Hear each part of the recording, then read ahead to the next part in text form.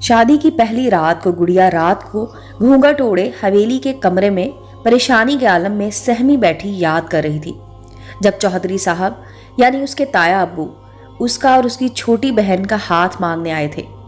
रिश्तों के सवाल पर उसके अब्बू बोले थे, नहीं भाई, आप तो बहुत अमीर हैं और मैं गरीब हूँ।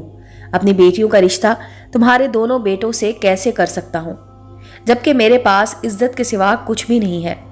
रूखी सूखी मिल गई तो खा ली, वरना हम रात को सबर शुक्र करके सो जाते हैं।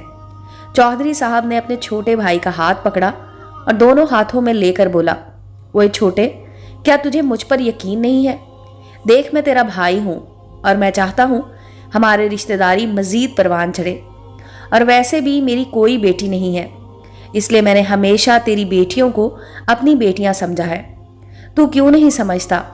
मुझे उनसे प्यारी और तहजीब याफ्ता बेटियां और कहाँ से मिलेंगी?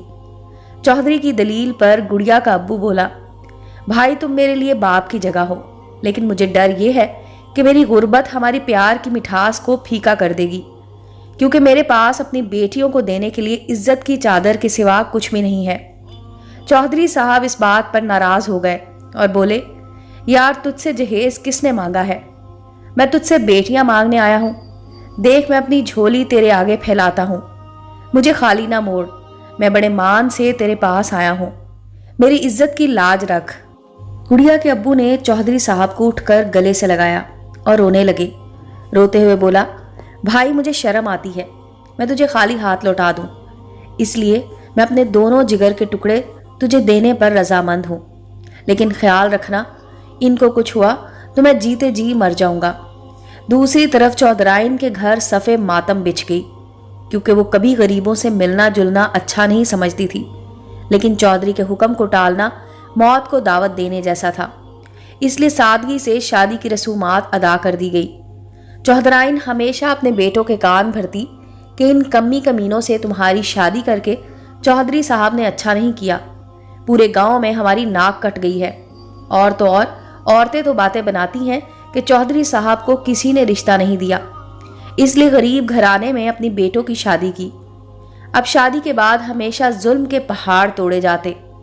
जब चौधरी साहब घर ना होते तो तमाम मुलाजमों को छुट्टी दे दी जाती और सारा काम इन दोनों बहनों से करवाया जाता, ताकि खुद ही यहाँ से भाग जाएं। शादी के चंद ही महीनों बाद गुड़िया उम्मीद से हो गई। देखते देखते सास का जुल्म बढ़ता रहा और बच्चे की पैदाइश का वक्त आ गया। गुड़िया रात को बहुत ज़्यादा तकलीफ में थी और चिल्ला रही थी, माँ मुझे अस्पताल ले चलो, ये दर्द मुझे मार डालेगा, मुझसे ये तकलीफ बर्दाश्त नहीं होती। चौधराइन रोबदार आवाज़ में बोली, खबरदार मुझे माँ बोला, जबान खींच लूँगी हलक से, कलमुही कहीं की। फिर एकदम से चौधराइन के जहन में ख्याल आया।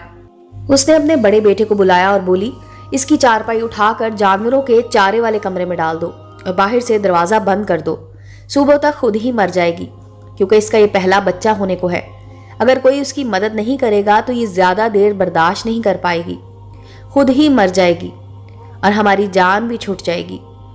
चौधराइन के हुक्म पर चौधरी के बड़े बेटे ने अपनी बीवी की चारपाई उठाकर चारे वाले कमरे में बिछा दी और बाहर से ताला लगा दिया। जून की गर्म तरीन रात में चारे से निकलने वाली गर्मी की वजह से कमरे में बहुत ज़्यादा हब्स था।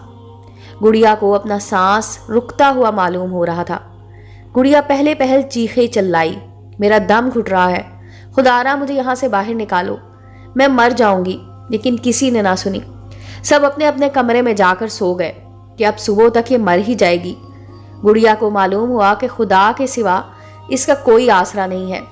गुड़िया ने अपने सर से चादर उतार ली और दोनों हाथों से फैलाकर तकलीफ की हालत में अल्लाह को पुकारने लगी, ऐ मेरे पाक परवरदिगार, मेरे हाल पर रहम फरमा, मुझे तेरे सिवा कोई दूसरा आसरा नहीं है, मुझ पर रहम फरमा।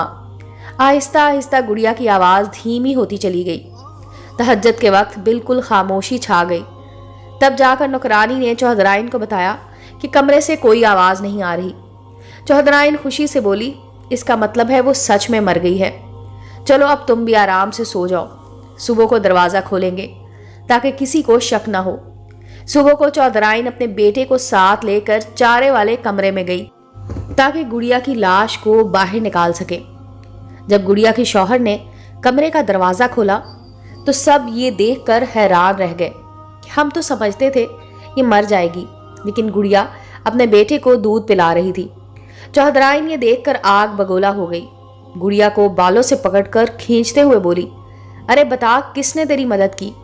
कमरे की चाबी तो मेरे पास थी, फिर ये बच्चा कैसे पैदा हुआ? बताती क्यों नहीं? चौधराइन के सवाल पर गुड़िया मुस्कुराते हुए बोली, ये मेरा और अल्लाह का मामला है, बेशक वो बहुत ही रहम करने वाला है। गुड़िया के जवाब पर गुड़िया का शौहर एकदम से आगे बढ़ा और चौधराइन को गुड़िया से परे धकेलता हुआ बोला, माँ खबरदार, अब गुड़िया को हाथ लगाया। क्या तुझे अब भी समझ नहीं आती कि ये मोज़ा है? अब तू भी अल्लाह से डर और माफ़ी मांग। ये कहते हुए उसने गुड़िया के सामने हाथ जोड़ लिए और कहा, अल्लाह के वास्ते मुझे माफ़ कर दे, मैं माँ की बातों में आकर बहक गया था। उम्मीद है दोस्तों स्टोरी अच्छी लगी होगी। चैनल को लाइक और सब्सक्राइब करें और बेल आइकॉन का बटन दबाना मत भूलें ताकि हर नए आने वाली स्टोरी का नोटिफिकेशन आपको मिल सके। मिलते हैं अगली स्टोरी के साथ।